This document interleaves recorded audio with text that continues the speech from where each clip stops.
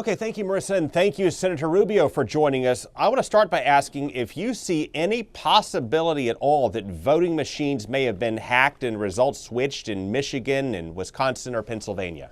No, I wasn't involved in the elections in those states, but I've seen no evidence of that, nor has anyone pointed to any evidence of that. And minus the existence of evidence of that, I wouldn't believe that.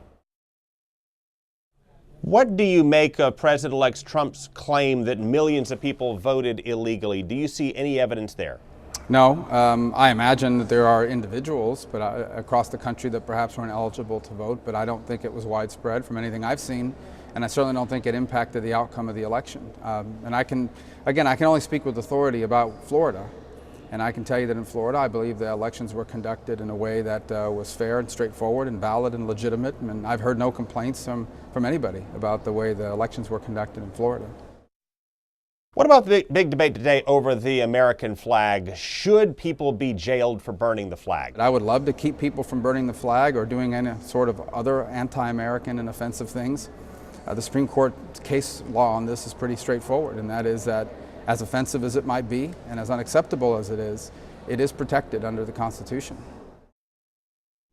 Now, you previously said that President-elect Trump cannot be trusted with the nuclear codes. Do you still believe that he cannot be trusted with those codes, yes or no?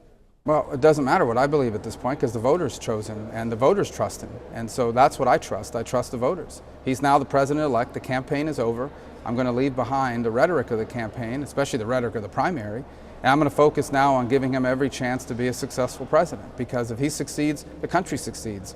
Give us your prediction on Cuba. What specifically will President-elect Trump change, and when will he change it? Well, you'll have to ask his administration about what they want to change. I can tell you that I want us to re-examine all of our policy towards Cuba. I'm never been against changes in Cuba policy. I just want to make sure that the changes make sense.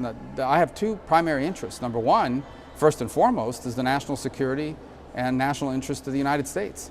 And I want our policy to reflect that. And number two is I want to see greater opening, more freedom on the island, because that instability that it creates on the island of Cuba has a direct impact on the United States and on Florida. And that's why I stand for human rights, not just in Cuba, but anywhere in the world where they're being violated.